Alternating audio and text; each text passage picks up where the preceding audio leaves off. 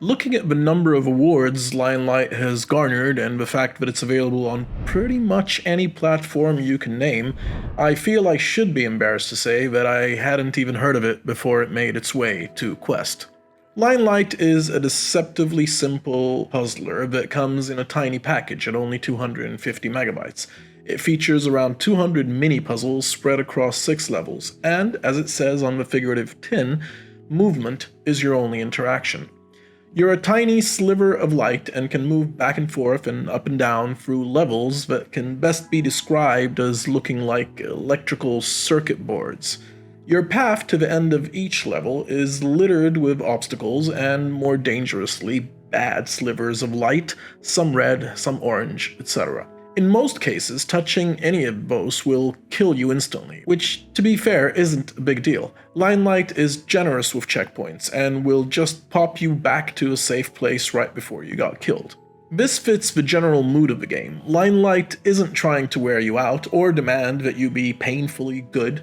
Most of the puzzles aren't very difficult, and the music is light-hearted, whimsical, and upbeat.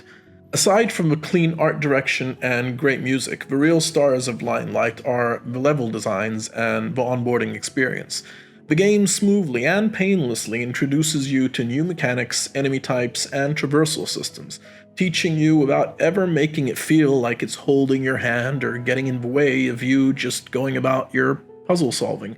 In that area alone, it's a bit of a masterclass. Linelight is there to tickle you, keep you engaged in a relaxing, puzzle-solving atmosphere, and give you little hits of dopamine that keep you happy, addicted, and engaged. It does all this very well, and for $10 you can't really go wrong with it if you like, excuse the obvious pun, light puzzlers. The one issue I had playing the game, and it's really not that big a deal considering how generous it is with checkpoints, is that the thumbstick controls which it relies on can sometimes be a bit fiddly and misread your intent. Sometimes I'll head towards an intersection and it'll go down instead of right, or up instead of left. Maybe my thumbstick game is off sometimes, but it happened a little more often than I'd like. Again, not a big deal since there's very little at stake here.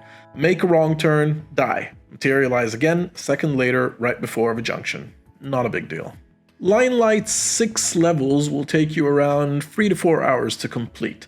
None of them are particularly difficult, and the only real challenge arises if you're a completionist who wants to collect some of the harder to reach lights, but the game can easily be completed just by solving enough puzzles to reach the end of every level. But here's the question you might ask if you've seen that this very flat game is widely available on all those very, very flat platforms. Why would I play this in VR? I'm stumped. I have no answer. I have no idea. I played it on Quest because I got it on Quest and I appreciate the immersion, but this is a game that's maybe more at home on your phone, iPad, or Nintendo Switch where you can take it anywhere, play it in small sessions on your commute, or when your relatives are being boring at some dinner gathering. This means that although it's an easy game to recommend in general, I'm not sure you should buy it on Quest, unless that's your only gaming device. I'd suggest buying it on iOS or Switch if you have access to those. Then you can just pull it out for brief sessions whenever you're bored, and it'll stretch the gameplay out a little bit longer. If you're looking for a puzzler that really does take advantage of VR, I'd instead recommend something like Cubism or maybe Skybinder. So, make of that what you will. Overall, I'm giving it a 7. I was leaning towards a 7.5, maybe even an 8, but I honestly can't justify buying it on Quest if you have any other gaming platform, so there you go, it's a 7.